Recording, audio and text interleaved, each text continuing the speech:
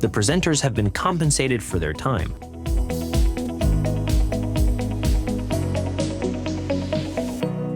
Welcome to Rapid Recaps, your place to explore the challenges of chronic spontaneous urticaria, or CSU, and learn more about RHAPSIDO, or remibrutinib.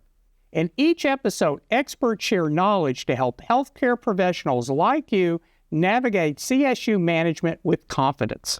My name is Dr. Michael Blaiss, and I'm a clinical professor in the Division of Allergy, Immunology, and Rheumatology at the Medical College of Georgia at Augusta University in Augusta, Georgia. And I'm joined by my colleagues, two leading experts from allergy and dermatology specializing in CSU, who will share their insights on this condition that presents across specialties and in different clinical settings. Would you introduce yourselves? Hi, I'm Dr. Adam Friedman. I am professor and chair of dermatology, residency program director, director of translational research, and director of supportive oncodermatology at the George Washington School of Medicine and Health Sciences.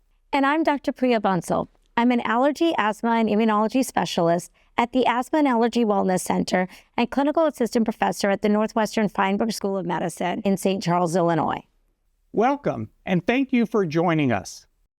Before we dive in, it's important to note that RHAPSIDO is indicated for the treatment of chronic spontaneous urticaria in adult patients who remain symptomatic despite H1 antihistamine treatment, and is not indicated for other forms of urticaria.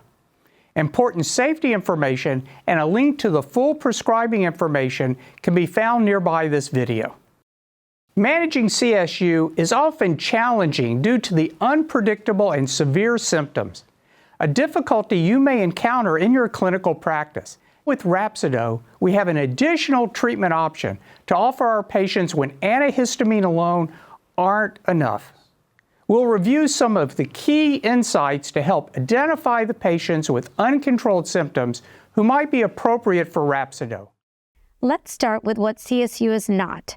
It's not an allergic condition, but rather an immune-mediated skin disorder characterized by the unpredictable appearance of hives, itch, and/or angioedema. CSU is a chronic condition that occurs for 6 weeks or more, during which symptoms may appear daily or almost daily. While symptoms may last for up to 5 years, patients with severe disease can suffer even longer. Symptoms can spontaneously relapse and remit with no identifiable external trigger. Wheals usually disappear within a day, while angioedema often clears after approximately 72 hours. About 60% of patients present with only hives, while a third of patients present with hives and angioedema, and only around 6% of patients tend to present with angioedema alone. There are a lot of misconceptions about angioedema and CSU. Angioedema associated with CSU is typically non-life-threatening. Usually, it does not involve airway compromise or risk of anaphylaxis. Swelling commonly involves the lower dermis and subcutis, or mucous membranes, such as the lips and eyelids. It is also typically non-emergent and resolves without emergency intervention. Although considered non-life-threatening in terms of disease pathology, patients can still experience many challenges.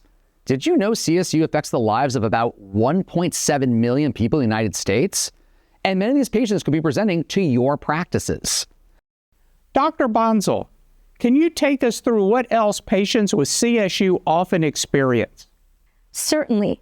Persistent itching is the most troublesome symptom of CSU, and the physical discomfort of itch, hives, and angioedema can disrupt patients' daily lives. As we previously noted, patients with CSU suffer from spontaneous relapse and remission, with unexpected symptoms occurring at any moment. We've discussed what CSU is and the challenges patients experience. Now let's see what they may encounter along the way in their search for relief. Dr. Friedman, can you take us along the patient's journey? Absolutely. Now, for some patients, the journey with CSU can feel utterly endless. The average diagnostic delay in CSU is 2 years. That is unacceptable. And during that time, many patients will seek help from various healthcare professionals and undergo unnecessary laboratory testing before ultimately receiving a diagnosis and initiating appropriate treatment. It is important to understand that extensive laboratory testing is not recommended by the CSU treatment guidelines and is often unnecessary in diagnosis, prognosis, or of course, treatment. Now, once diagnosed, approximately 1 out of 2 patients remain symptomatic on the first-line standard doses of antihistamines. Although international treatment guidelines recommend moving beyond antihistamines after 2 to 4 weeks if symptoms are uncontrolled on high-dose antihistamines, many patients do not receive timely therapy advancement and continue to cycle through antihistamines for a multitude of reasons.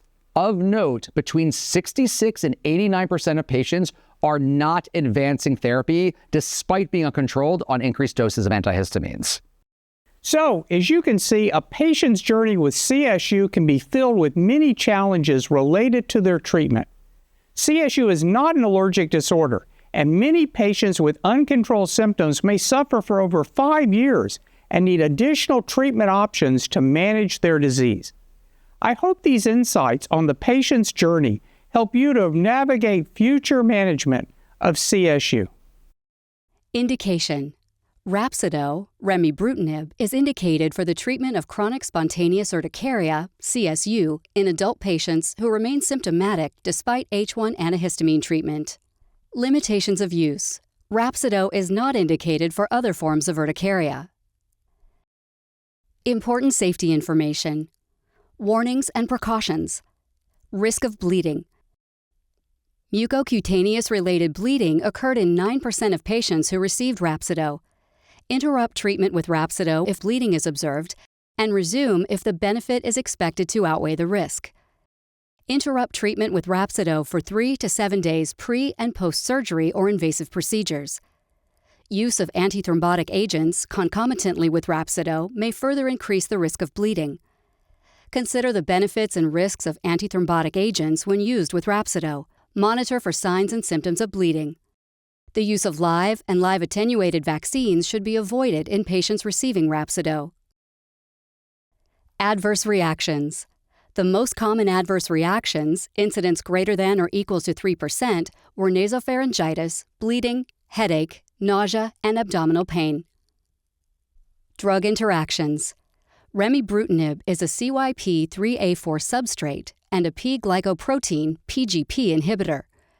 Avoid use of RHAPSIDO with strong or moderate CYP3A4 inhibitors.